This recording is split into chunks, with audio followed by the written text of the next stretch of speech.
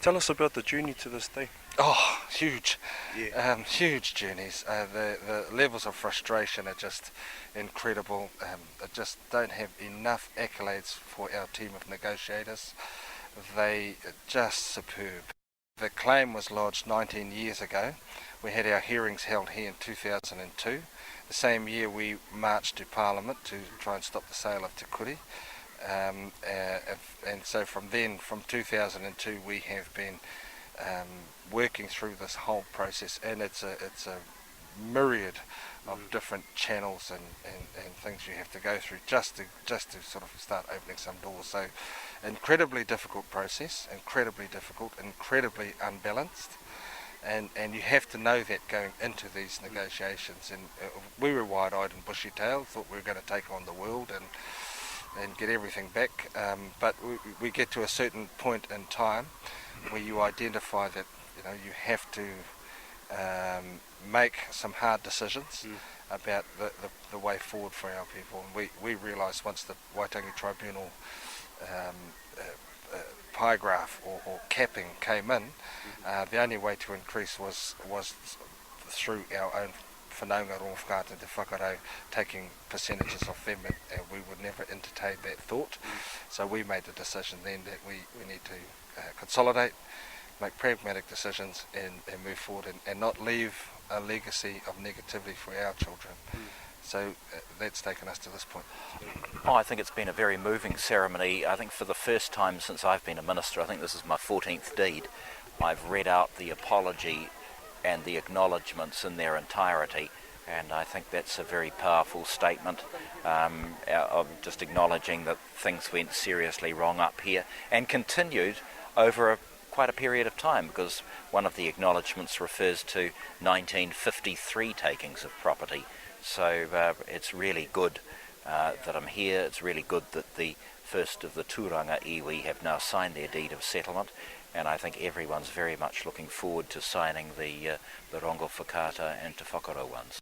We started off with a really intimate signing ceremony on Te Kuri, where we had parts of Te Kuri returned to us, our power sites at Rangihaua and the cliff face, and that Te Kuri is very significant for our iwi. So we wanted to have just a quiet ceremony up there for that to start off the day, and so from there, of course, we've come down here, and I think the honesty and integrity and the best wishes of the Minister in delivering the acknowledgements and the apology has gone down really, really well. It's very pleasing to see a man coming to our marae to apologise. It shows character. So I think the general feeling, particularly of our Pakeke, they're very happy with that process. And what are some of the aspects of this deed of settlement that you guys will be working towards now? Well, it gave an assurance that with this settlement we're not going to rush into anything. We're going to accept the settlement after the third reading in the House, of course, but between then and now we're going back to our people to talk about this thing and talk with our people about what they see the future for this settlement, and making some really important decisions around ensuring the survival and growth of the settlement. Those are some of your aspirations for Ngai Tamanuhiri? Yes, absolutely. We have had some preliminary discussions at Huia Iwi and Uncle Temple on the pai today. He absolutely laid it down. We're not going to spend 20 years fighting for this and then let it go down the googler through for poor decision making. So that's a really big challenge. But one we certain we can overcome. And what are some of the initiatives, or what's the Crown looking to work with Ngai Tamanuhiri on? Well, particularly I think the local leadership body could be an opportunity to address some of the social deprivation up here.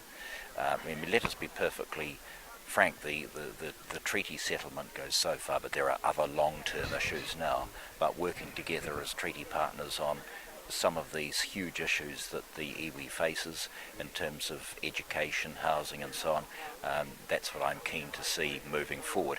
They won't be my direct responsibility. I guess in a sense my responsibility is to work on behalf of the Crown in acknowledging the past and providing a foundation for the future, but the Crown in its entirety has a responsibility now, because when you sign a deed, the relationship's changed, and I have to make sure that the Crown doesn't slip back into the bad old ways.